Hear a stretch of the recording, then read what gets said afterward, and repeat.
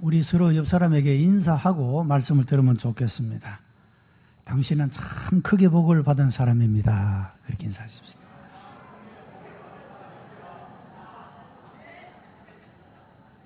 믿습니까? 네. 정말 그렇습니다. 여러분, 사람치고 복받기를 좋아하지 않는 사람은 아무도 없습니다. 우리는 흔히 그런 말을 듣죠. 당신 참 복 있는 사람입니다. 그런 얘기를 듣습니다. 그런데 중요한 것은 뭐냐면 이 복의 기준이 어디 있느냐 하는 겁니다. 자, 오늘의 성경의 본문은 복 있는 사람은 악인의 꾀를 쫓지 않고 죄인의 길에 서지 않고 오만한 자리에 앉지 않는다. 그렇게 성경은 말합니다. 성경이 말하는 복을 가만히 들여다보면 우리가 생각해 왔던 복과는 좀 질적인 내용이 차이가 있는 것을 발견하게 되는 것입니다.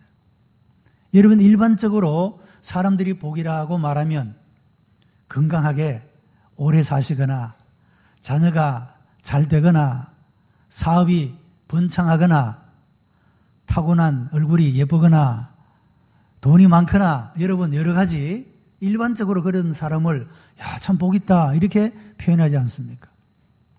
그러나 성경이 말하는 복의 기준은 그런 세상적인 복의 기준과는 다르다 그 말입니다.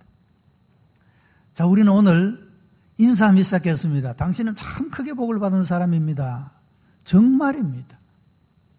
여러분 혹 말은 그렇게 하지만 나는 안 그런데 이렇게 생각하는 분이 있을지 모릅니다.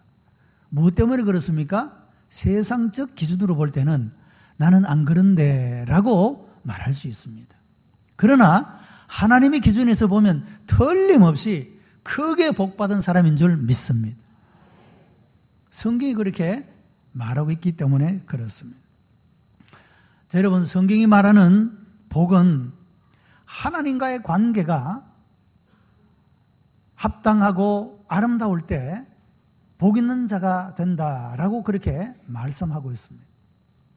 구약 성경에 보면 이 복을 표현하는 단어가 두 가지가 나오는데 하나는 바라크라는 말이 있습니다. 이것은 하나님께서 일방적으로 사람들에게 베풀어 주시는 복을 표현할 때 바라크라는 말을 표현합니다. 다시 말하면 우리의 환경이나 우리의 조건이나 우리의 어떠함의 관계가 없이 하나님께서 일방적으로 복을 주시는 것을 바라크 이렇게 말한다 이 말씀이죠. 은혜라는 의미도 그런 의미 아닙니까? 우리가 하나님께로부터 좋은 것을 받을 만한 미쁘신 것이 없는데 그런 공로도 없고 그런 모양새도 갖추고 있지 않은데 하나님께서 우리에게 좋은 것을 주시는 것을 은혜라고 말하지 않습니까? 바라크라는 복이 바로 그와 같은 것이다 그 말씀이죠. 뭐 복받은 일을 행한 적도 없고 복받을 만한 삶도 살지 않고 그럼에도 불구하고 하나님께서 일방적으로 우리에게 주시는 복, 그것을 말합니다. 두 번째는 아시와르라는 것이 있는데 이것은 우리와 하나님과의 관계에서 하나님께서 기뻐하시고 원하시는 삶의 태도에 따라서 우리의 삶이 어떠하냐에 따라서 주어지는 복, 이것을 아시와르 그렇게 말합니다. 여러분, 우리의 삶에는 하나님께서 바라크, 일방적으로 부어주시는 은혜도 있고 우리의 삶의 태도에 따라서 복을 주시기도 하고 복을 주시지도 않는 그런 복이 있더라 그 말씀이죠. 실제적으로 그렇지 않습니까? 우리가 하나님께로부터 그냥 무상으로 은혜로 받은 복이 있습니다. 그러나 우리가 일상적인 생활 속에서는 내가 하나님 마음에 합한 사람으로 내가 하나님 말씀을 순종하고 하나님 말씀을 기쁘게 따라감으로 얻어지는 복이 있더라 그 말씀이죠. 자, 오늘의 성경 이 시편에서 말하고 있는 복은 바로 이 아시와르의 복을 말하고 있습니다. 우리가 어떤 태도를 가지고 살아가야 하나님과의 아름다운 관계를 유지하며 살아가고 그러므로 말미암아 하나님께로부터 부어지는 복을 받을 수 있을까? 이것을 우리들에게 교훈하고 이것을 우리들에게 가르쳐주고 있는 말씀이라 하는 것입니다. 여러분, 사람마다 이 땅에 태어나는 환경이 제각각입니다. 어떤 사람은 태어나고 보니까 부잣집에 태어났습니다. 임시 가문에 태어났습니다. 태어나고 보니까 많은 형제가 있었습니다. 이런 것들은 내가 선택한 것이 아니죠. 소위 선천적으로 주어진 것입니다. 일반 사람들은 운명이라고 말합니다. 다시 말하면 운명적인 행복을 가진 사람도 있고 그 반대로 운명적인 불행의 요소를 가지고 태어난 사람도 있다는 겁니다. 그런데 이렇게 태어나면서 가지고 있는 행복이 그의 일생의 삶의 행복을 보장하고 책임지느냐? 그렇지 않다는 겁니다. 때로는 태어날 때부터 가졌던 행복한 조건들 때문에 인간다운 삶을 살지 못하고 인생의 보람과 의미를 창출해내지 못하는 그런 삶을 살아가는 사람도 너무도 많다는 겁니다. 자만하고 교만하고 자기가 태어나면서부터 자기의 노력이 아니라 태어나면서부터 가진 것들 때문에 다른 사람을 무시하고 경멸하는 그런 삶을 살아감으로 인간답지 못한, 사람들에게 환영받지 못한 그런 삶을 살아가는 사람들이 있다는 겁니다. 반대로 아무것도 의지할 것 없는, 기댈 것도 없는, 그야말로 맨 땅에 자기 맨몸이 태어난 그런 모습을 가지고 이 땅에 오는 사람들도 있다는 겁니다. 얼마나 불행한 일이요, 힘든 일이고 어려운 일이 아니겠습니까? 그렇다고 해서 그 사람의 일생이 불행으로 끝나느냐? 그것이 아니더라는 말입니다. 하나님께서 복을 주시면 얼마든지 그런 사람들의 삶이 새롭게 되고 변화가 되어져서 태어날 때부터 행복한 조건을 가진 사람과 비교할 수 없는 그런 아름다운 인생의 삶을 살아가는 사람들이 얼마든지 있더라, 그런 말씀입니다. 하나님은 오늘 우리가 어떤 모습의 환경을 가지고 있든지 간에 하나님께서는 우리들이 복된 삶을 살기를 원하십니다. 그래서 오늘 세상에 있는 우리를 이 하나님의 전으로 불러서 하나님을 예배하는 자리로 하나님께서 인도해 주셨습니다. 왜? 하나님께서 우리들에게 복 주시려고 부르셨다는 그 말씀이죠. 복 있는 자로 살아가도록 하기 위해서 부르셨다, 그 말씀이죠. 흑암 가운데서, 어두운 가운데서 절망하고 낙심하고 좌절하면서 살아가는 삶이 아니라 빛 가운데서 기뻐하며 감사하며 살아갈 수 있도록 하나님이 우리를 불러내어 주셨다는 것입니다.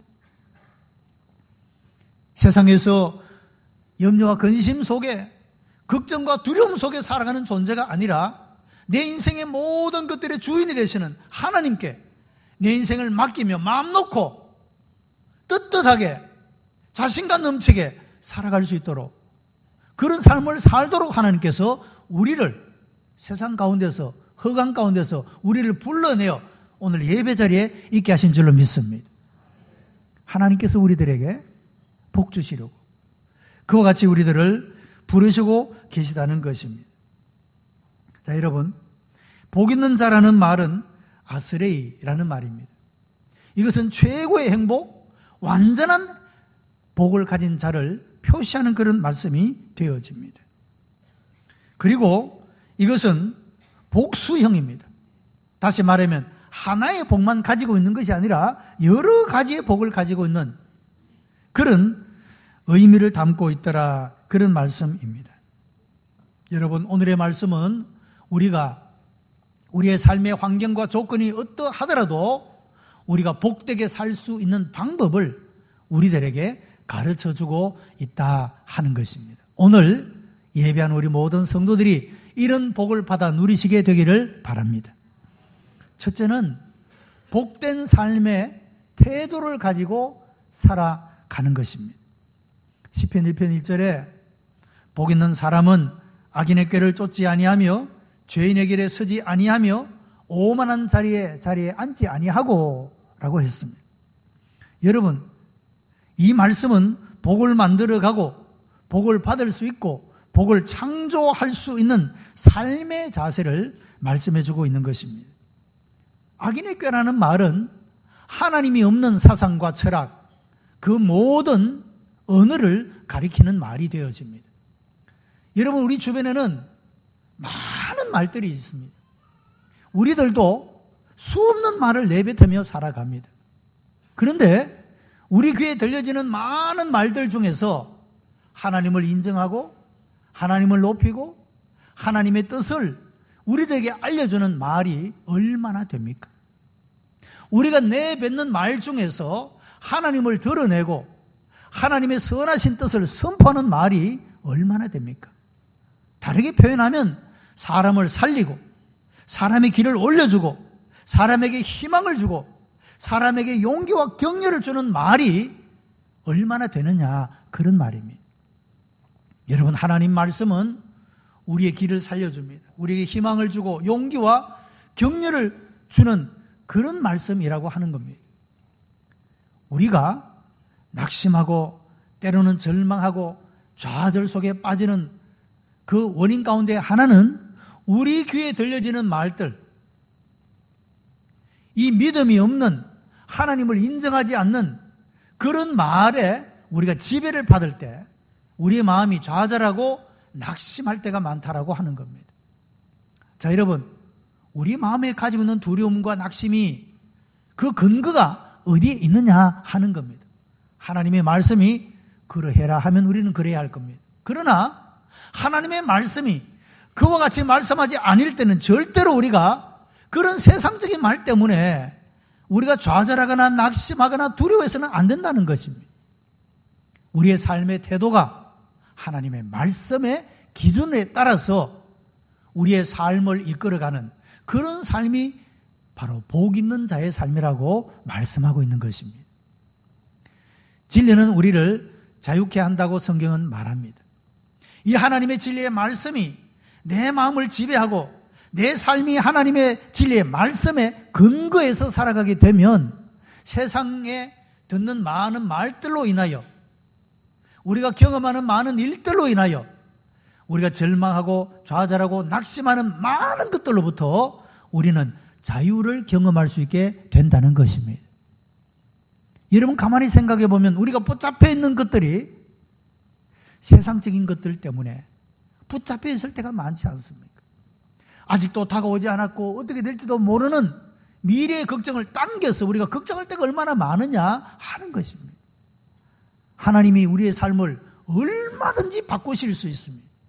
오늘의 내 삶의 환경을 얼마든지 달라지게 만들 수가 있습니다. 이런 하나님을 의지하고 믿고 나아가야 되는데 우리가 사람의 말을 듣고 내 자신의 환경만 보고 이것은 어쩔 수가 없다, 도저히 어떻게 해볼 도리가 없다, 절망하고 낙심할 때가 얼마나 많으냐 하는 겁니다. 우리의 낙심의 기준이 하나님의 말씀에 있는 것이 아니라 세상적 기준에 있기 때문에 그렇다는 겁니다.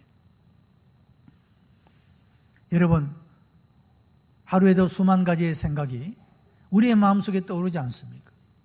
문제는 이 생각들이 생각에만 머물러 있는 것이 아니라 이것이 행동을 유발하게 된다는 겁니다. 우리의 마음의 감정을 지배하고 우리의 감정을 터뜨리게 만드는 그런 것으로 나아가게 된다라고 하는 것입니다. 그리고 이것이 반복되면 우리의 인격으로, 때때로 우리의 성격으로 자리를 잡게 된다라고 하는 겁니다. 그러다 보면 나중에는 이것이 내 삶에 유익한 것인지 해로운 것인지, 이것이 하나님께 영광이 되는 것인지 하나님과 원수가 되는지도 알지 못하고 분별력도 없이 그렇게 멍하게 살아갈 때가 많다라고 하는 것입니다. 본문에 말하는 악인의 꾀를 쫓는다라는 말은 걷는다라는 뜻이 있습니다. 그러니까 우리의 생각은 관념 속에 머물러 있는 것이 아니라 행동으로 연결되고 감정이 유발되고 그리고 인격과 성격으로 자리를 잡게 되어져 버린다고 하는 것입니다. 여러분, 이런 부정적인 생각은 우리가 하나님의 관점에서 하나님의 말씀의 기준에서 일어나는 일이 아니라 현재 자신의 상황에 따라 일어나는 생각이라고 하는 겁니다. 하나님의 원하시는 뜻과는 반대되는 세상과 육의 생각과 습관을 가짐으로 얻게 되는 것이다. 그런 말씀입니다. 이런 삶을 지속적으로 사는 사람에는 결국에는 오만한 자의 자리에 앉아서 하나님을 대적하는 그런 삶의 자리로 전락해버리고 만다라고 하는 것입니다. 자, 그래서 우리는 우리의 삶의 기준을 세상에 두지 아니하고 하나님의 말씀에 두고 살아가야 된다는 것입니다. 여러분, 믿음에 기초하지 않는 인생은 허무한 것이 되어질 수밖에 없습니다. 복 있는 사람은 악인의 꾀에 의해서 세워진 그 어떤 생각도 받아들이지 않는 사람이 복 있는 사람이라고 말하고 있습니다. 지금까지 우리가 우리의 인생을 그런 부정적인 것들에게 허용하고 또 점령당했다고 한다면 이제는 우리의 정신을 차리고 그 모든 잃어버린 것들을 회복하여 우리가 온전히 하나님의 말씀을 바라보고 그 기준에서 우리 자신의 삶을 세워감으로 이런 복된 삶의 태도가 우리를 복 있는 자 되게 하신다는 겁니다. 은혜로 부어주시는 복뿐만 아니라 이런 삶의 태도를 가지게 될 때 하나님께서 우리들의 삶 속의 시절을 따라 열매를 맺는 복을 주실 줄로 믿습니다. 두 번째는 행복의 진정한 원천이 하나님 말씀에 있다는 사실을 믿고 말씀대로 사는 사람이 복 있는 사람이라고 말합니다. 2절 말씀에 오직 여호와의 율법을 즐거워하여 그 율법을 주야로 묵상하는 자로다, 그렇게 말합니다. 이런 묵상이라는 단어, 하가라는 단어인데 이 단어는 단순히 관념적으로 생각하는 것이 아니라 큰 소리로 힘을 내어서 읽는 것을 의미하고 있습니다. 여러분, 우리가 외국어를 공부할 때도 사람들이 가르치는 사람이 어떻게 말합니까? 큰 소리로 자꾸 읽으라고 그러지 않습니다. 속으로만 중얼중얼 하는 게 아니라 자기 귀에 넘치도록 소리가 크게 나도록 그렇게 읽으라고 이야기하죠. 그것을 계속 반복하게 되면 그것이 자기 마음에 새겨지게 되고 그리고 그 따라서 행동하게 되는 것입니다. 여러분, 하나님 말씀도 마찬가지입니다. 그냥 우리 속으로만 중얼거리는 것이 아니고 큰 소리로 힘을 내서 그 말씀을 우리가 봉독하게 되면, 읽게 되면 그 말씀이 나를 사로잡는 것을 경험하게 된다고 하는 겁니다. 이것이 묵상이라는 겁니다. 주야로 묵상하는 자가 되어야 한다. 그럴 때 우리의 모든 생각이, 우리의 모든 행동들이 하나님의 말씀에 따라서, 말씀의 기준을 따라서 살아가는 삶이 되고 이런 사람이 복 있는 사람이 된다라고 말씀하고 있는 겁니다. 시편 119편에는 그렇게 말씀합니다. 저도 젊은 날에 이 말씀을 많이 암송하고 묵상하면서 했습니다. 청년이 무엇으로 그 행실을 깨끗게 하리까? 주의 말씀을 따라 삼갈 것이니이다. 여러분, 청년의 마음속에 끝없이 일어나는 정욕들을 무엇으로 이겨낼 수 있을까? 하나님의 말씀의 기준을 가지고 하나님의 말씀을 따라 살아가는 사람은 이기게 된다는 말씀이 아닙니까? 또한 이렇게 말합니다. 내가 주께 범죄하지 아니하리 하여 주의 말씀을 내 마음에 두었나이다. 우리가 어떻게 하면 범죄하지 않는 삶을 살 수 있습니까? 주님의 말씀을 내 마음에 두고 그 말씀을 늘 외우고 그 말씀을 반복하여 암송하고 그 말씀 안에 거하는 삶을 살아갈 때 우리는 죄를 이기는 삶을 살 수가 있는 것입니다.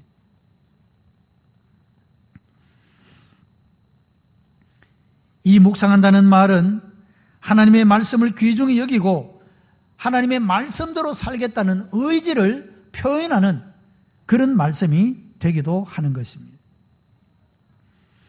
여러분, 톰슨 부부가 내 마음의 벽이라는 책을 썼습니다.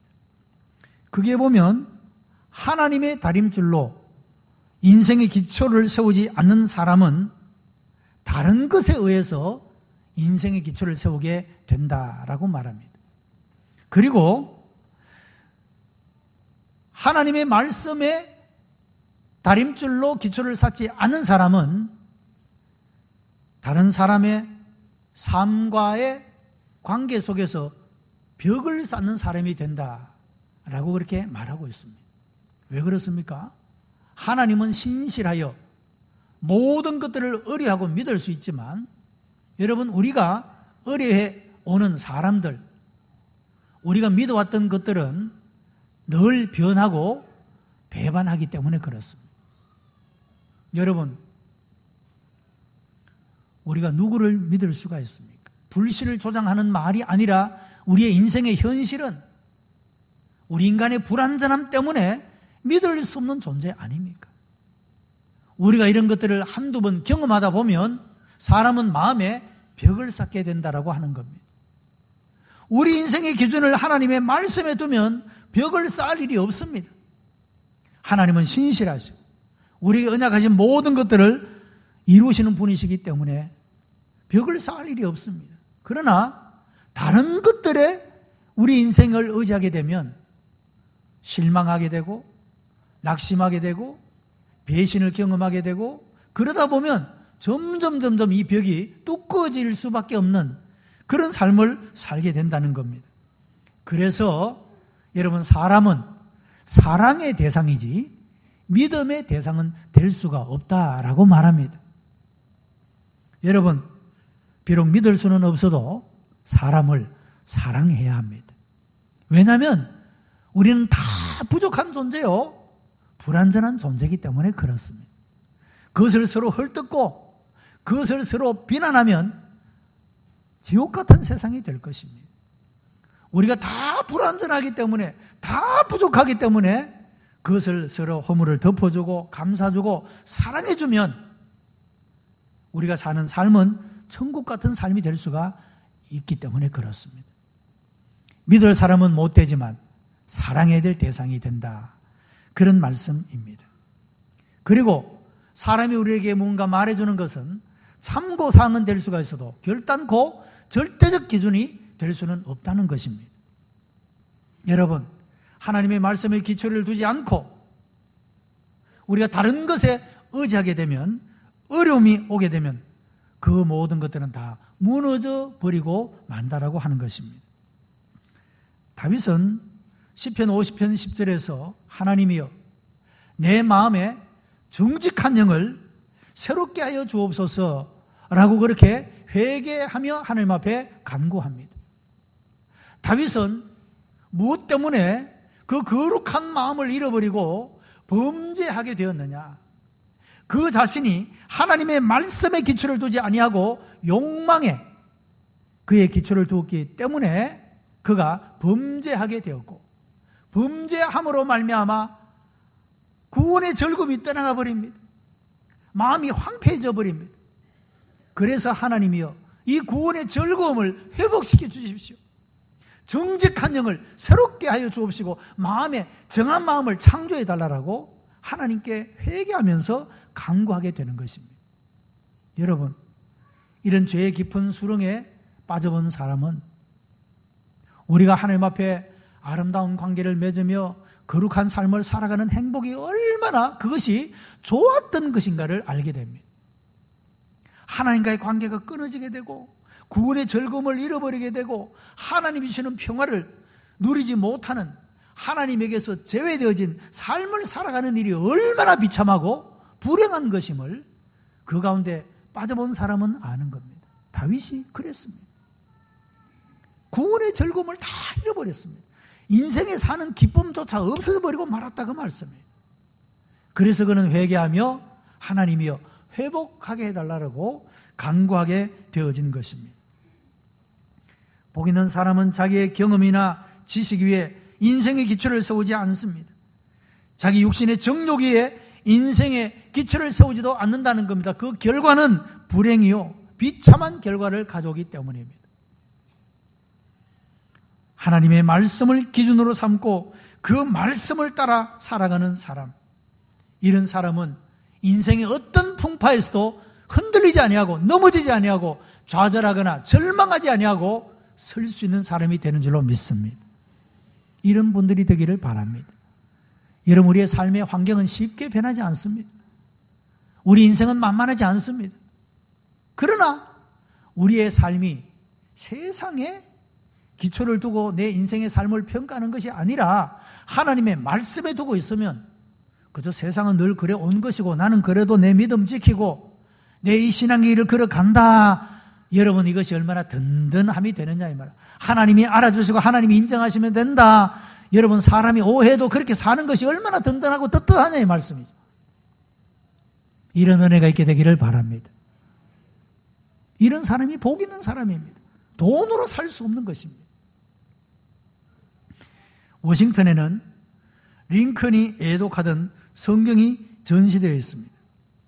성경 중에서도 그의 손때가 많이 묻어있는 구절이 있는데 시편 34편 4절입니다. 내가 여호와께 구하며 응답하시고 내 모든 두려움에서 나를 건지셨도다. 링컨은 힘들고 어려울 때마다 이 구절을 암송했다고 합니다. 여러분, 링컨은 그가 51세의 대통령이 되기 전까지 수많은 실패를 경험합니다. 떨어지고 또 떨어지고 또 떨어지고 또 낙선하고 그런 일들을 수없이 반복합니다. 여러분, 실패할 때마다 그가 좌절하고 낙심했더라면, 주변의 사람들이 너는 안 되라는 말에 귀를 기울였다면 그는 성공적인 인생을 살 수 없었을 겁니다. 그러나 그가 실패의 순간이 다가오고 어려운 순간이 다가오고 낙심케 하는 일들이 다가왔어도 그가 붙잡은 것은 하나님의 말씀입니다. 내가 여호와께 구하며 응답하시고 내 모든 두려움에서 나를 건지셨도다. 이 말씀을 붙잡고 간 겁니다. 오늘 지금 낙심했습니다. 실패했습니다. 그러나 그 실패 때문에 그가 두려워하거나 염려하지 않습니다. 내가 하나님께 구하면 응답하실 것이고 나를 건지실 것이기 때문에 그 하나님의 말씀을 붙잡고 살아감으로 미국에서뿐만 아니라 전 세계에서 가장 존경받는 그런 역대 대통령이 되고 있는 그런 모습을 보게 되는 것입니다. 사랑하는 성도 여러분, 여러분은 어떤 기준을 기초로 살아가고 있습니까? 우리가 기초하고 있는 것이 하나님의 말씀입니까? 아니면 나의 경험과 지식, 다른 사람들의 판단의 기준입니까? 우리는 하나님의 말씀의 기준에 의하면 크게 복받은 사람인 줄 믿으시기 바랍니다. 하나님의 말씀에 따라 행동하는 사람, 이 사람이 바로 복 있는 사람입니다. 세 번째는 자신이 받은 복의 열매를 나누며 살아가는 사람입니다. 3절 말씀에 저는 시냇가에 심은 나무가 시절을 쫓아 과실을 맺으며 그 잎사귀가 마르지 아니함 같으니 그 행사가 다 형통하리로다 말씀합니다. 여러분, 시내는요 고인 물이 아니고 흐르는 물입니다. 물이 흘러가는 곳에는 생명들이 살아나고 번성하고 열매를 맺는 것을 보게 됩니다. 여러분, 복 있는 사람은 시냇가에 심은 나무와 같다고 했습니다. 시내는 복수형으로 되어 있어서 하나의 시내만을 말하는 것이 아니고 여러 갈래의 시내를 말하고 있습니다. 하나의 시내가 말라도 또 다른 시내가 흐르는 것입니다. 여러분, 우리는 우리 인생의 삶에서 내가 그렇게 추구하는 어떤 문들이 닫히는 것을 경험합니다. 그러나 우리가 기억해야 될 것은 문은 하나밖에 없는 게 아니라는 겁니다. 또 다른 문이 있다는 것입니다. 여기 시내라는 말이 복수형으로 되어 있는 것은 하나의 시내만이 아니라는 겁니다. 하나님께서는 여러 갈래의 시내가 흐르게 하십니다. 그 흐르는 시냇물을 통하여 생명을 살리고 일으키고 열매를 맺게 하신다는 것입니다. 여러분, 부모들이 자녀에 대해서 희망을 갖는 것이 무엇입니까? 내가 이루지 못한 꿈, 자녀들을 통해서 이루고 싶은 그런 마음들을 누구나 가지고 있지 않습니까? 하나님은 내 시내가, 내 인생의 시내가 이 정도 흐르다가 말랐다 할지라도 자녀를 통하여 그것을 이어가게 하시고 더 큰 시내가 되도록 하나님이 열매를 맺게 하신다, 그런 의미입니다. 하나의 시내가 닫혔다고 해서 그것이 끝이 아니라고 하는 것입니다. 그리고 이 시내나 나무는 인공적인 것으로 수로를 만들고 어떤 목적을 가지고 나무를 가져다가 심은 것을 의미하고 있습니다. 여러분, 하나님께서 우리를 세상 가운데서 불러내어서 오늘 여기에 심어주신 줄로 믿습니다. 하나님이 강권적으로 세상에 있는 우리를 불러내어서 붙잡아서 주님이 포로로 잡아서 우리를 이 자리에 있게 하신 것입니다. 복 주시려고. 그것을 말합니다. 이 시내는 자연적으로 흘러가는 시내가 아니고 인공적으로 수로를 만들었습니다. 그것이 그리고 목적을 향해서 흘러가도록 만든 시내를 의미하고 있습니다. 그 심은 나무도 목적을 가지고 심은 나무를 의미합니다. 하나님께서 우리를 세상 가운데서 이와 같이 택하시고 불러내시고 오늘 여기에 심으셨다면 분명히 하나님께서 우리의 인생을 향한 목적을 가지고 있다는 사실을 믿으시기 바랍니다. 시내는 머물지 않고 흘러가므로 시내가 흐르는 모든 곳에 번성과 열매를 맺게 하는 그런 모습을 봅니다. 하나님께서 우리들에게 복을 주시는 것은 우리가 받은 이 복을 다른 사람들에게 증거하고 다른 사람들에게 베풀고 나누며 살아가기를 원하고 계신다는 뜻을 발견하게 되는 것입니다. 사랑하는 성도 여러분, 하나님이 주신 복은 혼자만 소유하는 것이 아니라 베풀며 살아갈 때 그 복이 진정한 복이 될 수가 있다는 것입니다. 여러분 자신은 복된 사람입니까? 만약에 그렇지 않다라고 생각되면 어떤 기준 때문입니까? 오늘의 말씀은 복 있는 사람은 악인의 꾀를 쫓지 않고 죄인의 길에 서지 않고 오만한 자리에 앉지 않고 오직 여호와의 율법을 즐거워하며 그 율법을 주야로 묵상하는 사람이라고 말씀하고 있습니다. 그런 사람이 복된 인생이요 복을 창조해가는 사람이며 복의 문을 열어가는 자라고 말씀하고 있습니다. 여러분들은 복의 문을 여는 자들입니다. 그 복의 문을 열어서 많은 사람들과 함께 나누게 하시려고 하나님께서 세상 가운데서 우리를 불러서 오늘 이곳에 심으신 줄로 믿습니다. 하나님이 은혜로 우리에게 주시는 복뿐만 아니라 하나님과의 아름다운 관계 속에서 우리가 얻게 될 이런 아름다운 복이 예배하는 이 자리에 있게 하시는 하나님의 놀라운 은혜 역사로 풍성하게 넘치게 되기를 주님의 이름으로 축복합니다. 기도하십시다. 은혜가 풍성한 하나님 감사합니다. 우리를 사랑하셔 세상 가운데서 불러내 주시고 하나님의 자녀 삼으시며 영원한 생명 하나님 나라를 누리며 살아가도록 인도하신 것을 감사합니다. 이 복이 아직도 복음을 듣지 못하고 알지 못하는 많은 사람들에게 흘러내려가 아름다운 열매 맺도록 은혜를 베풀어 주옵소서. 예수 그리스도의 이름으로 감사하며 기도드리옵나이다. 아멘.